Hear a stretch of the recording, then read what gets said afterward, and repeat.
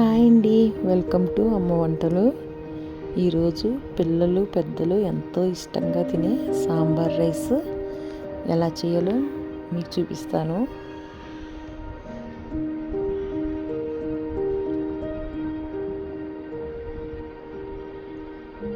ఒకసారి నేను చెప్పే విధంగా కూడా ట్రై చేయండి, చాలా బాగుంటుంది.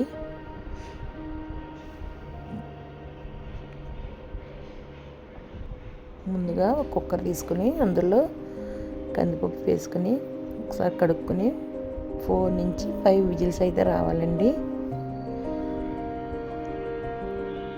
మెత్తగా ఉడకాలి కందిపప్పు.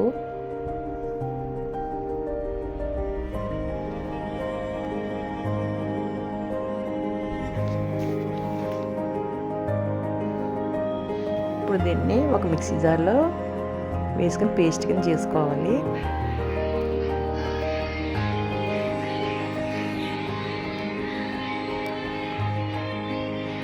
ఈ పేస్ట్ని ఒక బౌల్లో తీసుకుందామండి. ఇప్పుడు కుక్కర్ తీసుకుని వెజిటేబుల్స్ అన్నీ కట్ చేసిన వెజిటేబుల్స్ అన్నీ వేయాలి. స్వీట్ పొటాటో, సొరకాయ, మునక్కాయ, దొండకాయలు,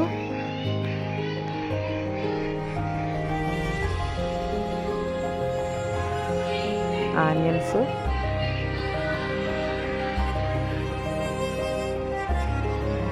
పచ్చిమిర్చి,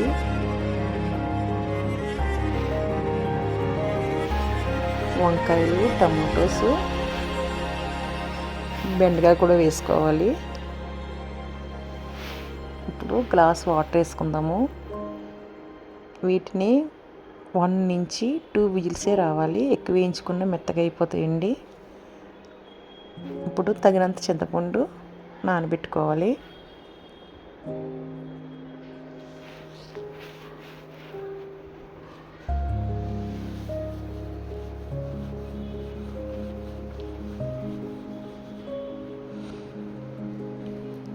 చూడండి, మంచిగా ఉడికాయి.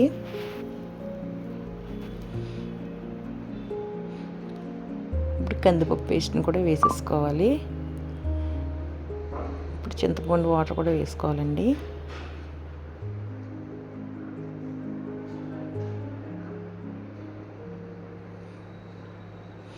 చాలామంది కందిపప్పుతోనే వెజిటేబుల్స్ అన్నీ వేసి విజిల్స్ చేస్తారు. అలా కూడా చేసుకోవచ్చు. నేనైతే నా స్టైల్ ఇలా చేస్తాను. సెపరేట్గా వేసుకుంటాను నేను. ఇప్పుడు తగినంత సాల్ట్ వేసుకోవాలి. పసుపు, కారం వేసుకొని ఒకసారి మంచిగా కలుపుకుందామండి.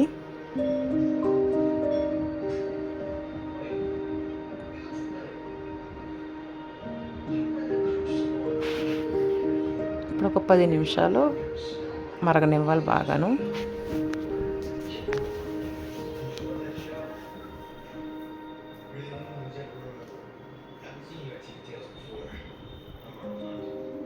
ఇప్పుడు కొత్తిమీర వేసుకుంటాం. సాంబార్లో అయితే కొత్తిమీర కంపల్సరీ వేసుకోవాలి, బాగుంటుంది.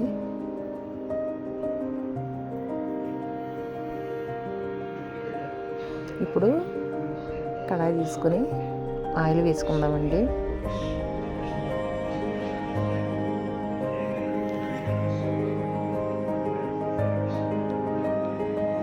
ఇప్పుడు ఆవాలు,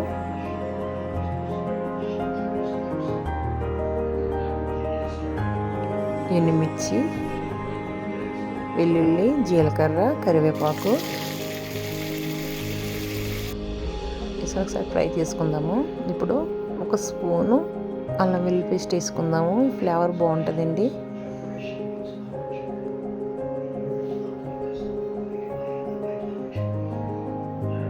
ఇప్పుడు పసుపు, కారం మనం సాంబార్ మరుగుతున్నప్పుడు కూడా వేసాం కదా. ఇప్పుడు ఇలా పోపులో వేస్తే ఆ ఫ్లేవర్ చాలా బాగుంటుంది. ఇప్పుడు ఇంగువ కూడా వేసుకొని ఒకసారి మంచిగా కలుపుకుందాము. కారం, పసుపు ఫ్రై అయితే బాగుంటుందండి. ఇప్పుడు సాంబార్ వేసేసుకుందాం మనం.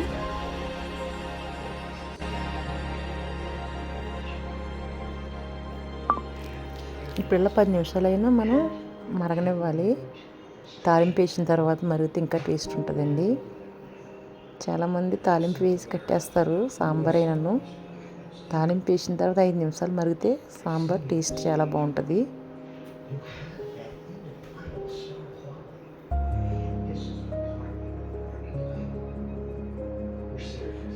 ఇప్పుడు మీకు ఎంత రైస్ అయితే కావాలో అంత రైసే వేసుకోండి చూసుకుని. రైస్ కొంచెం వేసినా మనకు చాలా ఎక్కువ అవుతుందండి ఇది.